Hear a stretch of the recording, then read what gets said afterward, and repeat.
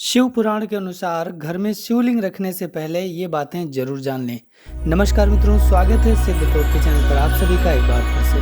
भगवान शिव एक अलग ही आकर्षण है भगवान शिव का सभी के मन में। हर कोई किसी ना किसी रूप में भगवान शिव की पूजा करना ही चाहता है। वो चाहे ओम नमः शिवाय का ऐसे ही जप करता रहे या हर हर महादेव करता रहे, लेकिन कहीं ना कहीं किसी ना किसी रूप में वो भगवान शिव से जुड़ जरूर जाता है। और उन्हीं भगवान शिव को प्रणाम करते हुए आइए हम बात करते हैं, आप यदि अपने घर में शिवलिंग रखना चाहते हैं तो आपको किस प्रकार से उसकी स्थापना करनी है और कैसे उसकी पूजा करनी है ताकि आपके जीवन में शुभता आए।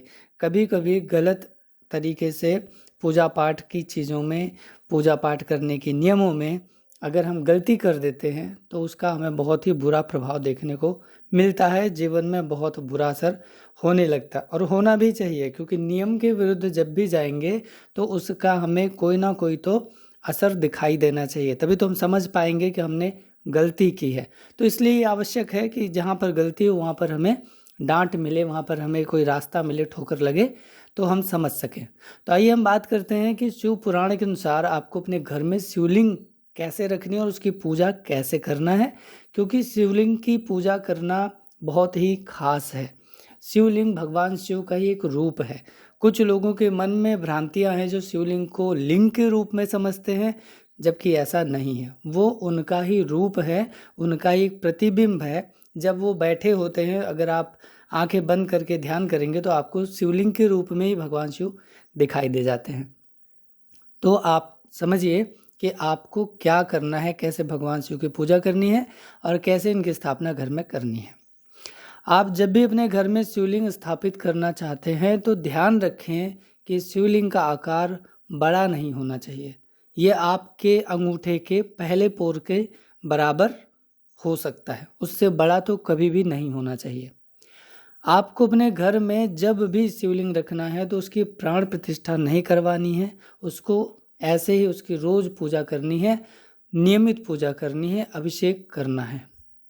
शिव पुराण में ये बताया गया है कि घर में एक से ज़्यादा शिवलिंग नहीं होने चाहिए। यदि आपके घर में एक से ज़्यादा शिवलिंग हैं तो उस स्थिति में घर में कई प्रकार के क्लेश हो सकते हैं।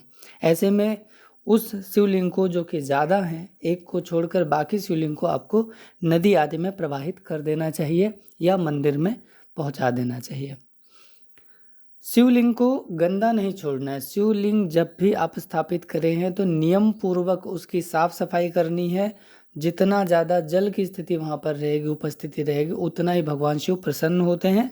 और साफ सफाई जरूर करें और भगवान शिव के नाम पर शिवलिंग को, उसका जलाभिषेक भी नियमित रूप से किया जाना चाहिए।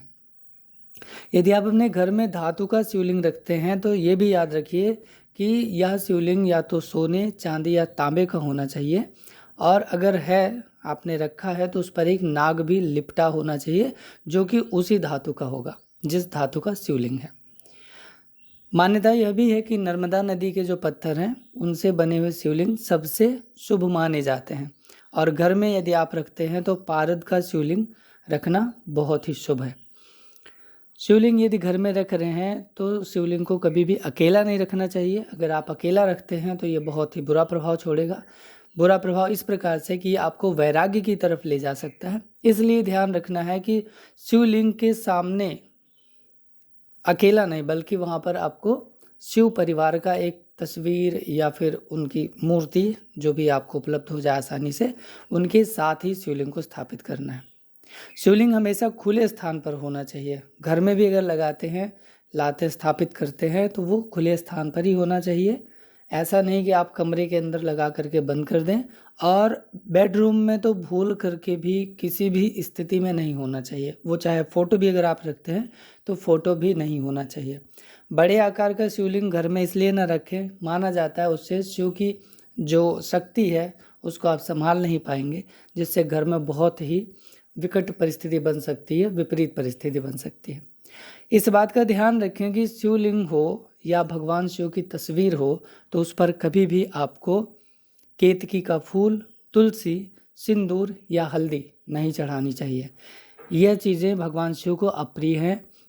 चढ़ाने में कभी भी प्रयोग नहीं की जाती। शिवलिंग से सदैव ही शक्ति, ऊर्जा का संचार होता रहता है।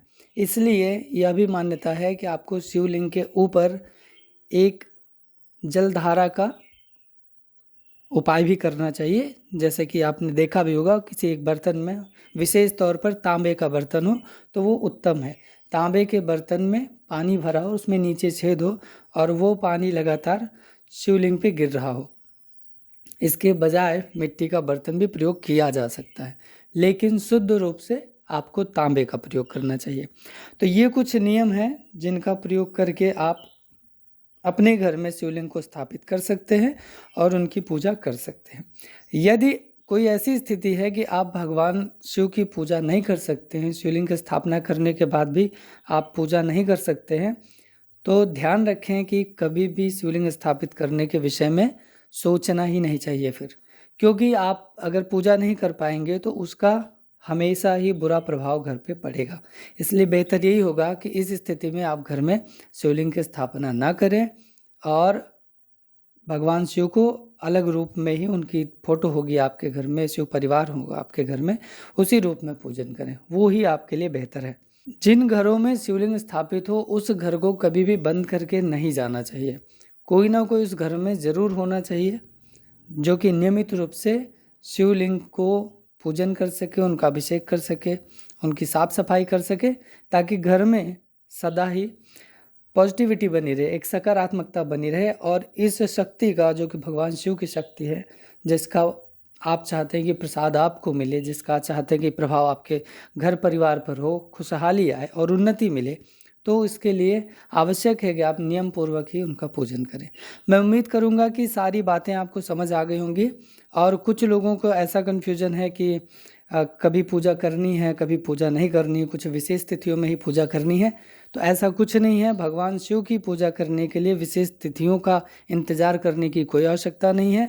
भगवान शिव की पूजा प्रतिदिन करनी चाहिए। शिव पुराण में भी प्रतिदिन पूजा करने के लिए बताया गया है।